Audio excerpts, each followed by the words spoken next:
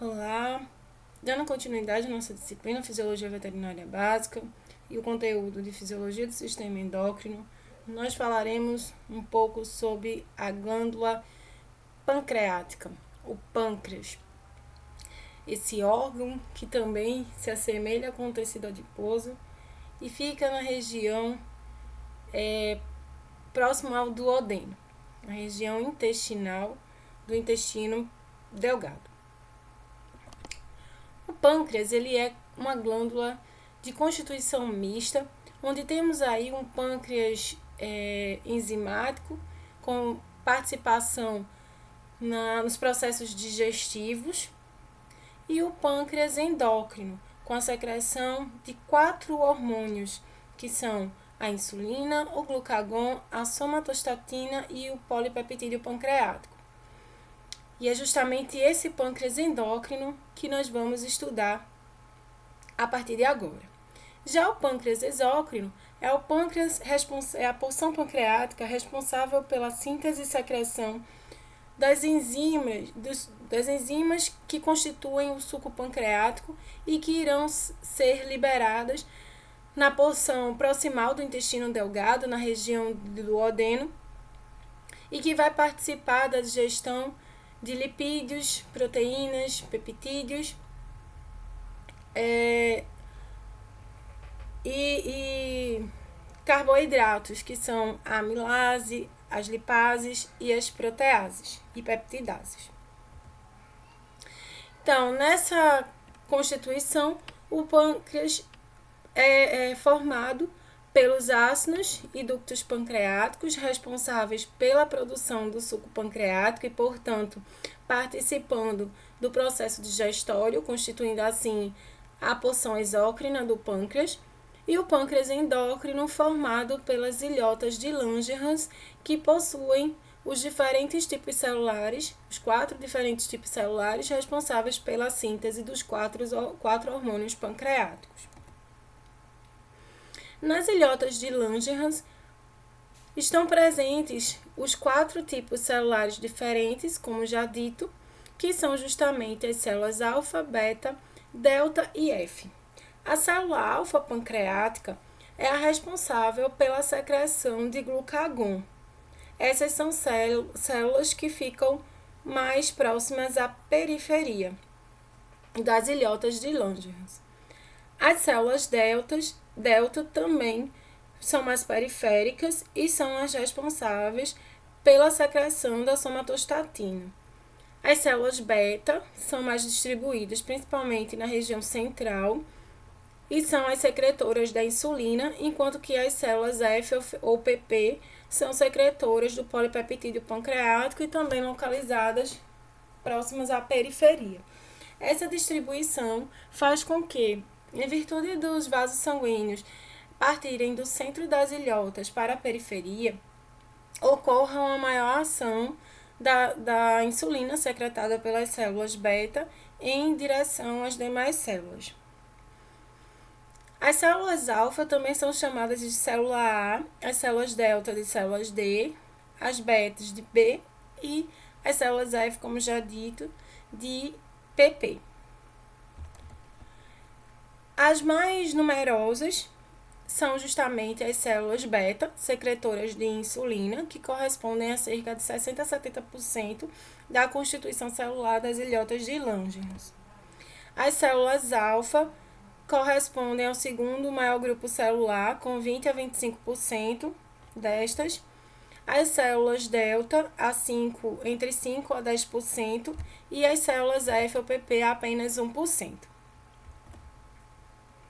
Então, essa é a organização celular das ilhotas de Langerhans, onde nós temos, como já dito, as células alfa em maior número e de forma mais centralizada nessa ilhota, enquanto que as demais células, as células alfa, delta e PP, são mais periféricas.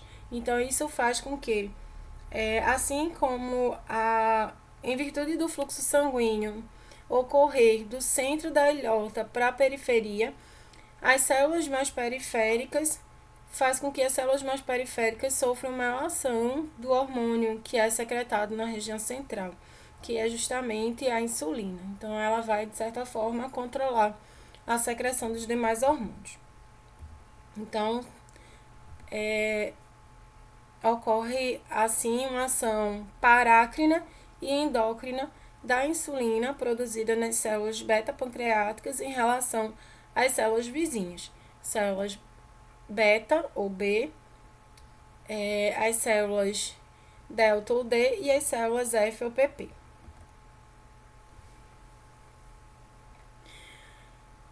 Então, esses hormônios produzidos no pâncreas, todos eles são hormônios da categoria dos polipeptídeos. São pequenas proteínas simples, né, pequenas estruturas proteicas simples.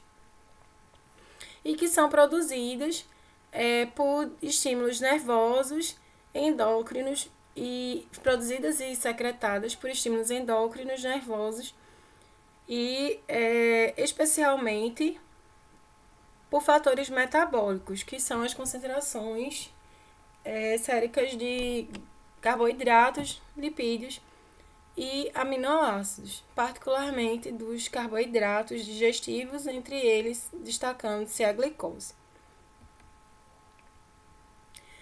O pâncreas, ele sofre essa estimulação nervosa pelo fato justamente dele ser inervado pelo sistema nervoso autônomo, tanto simpático quanto parasimpático, que, como nós estudaremos, vão interferir na secreção de seus hormônios.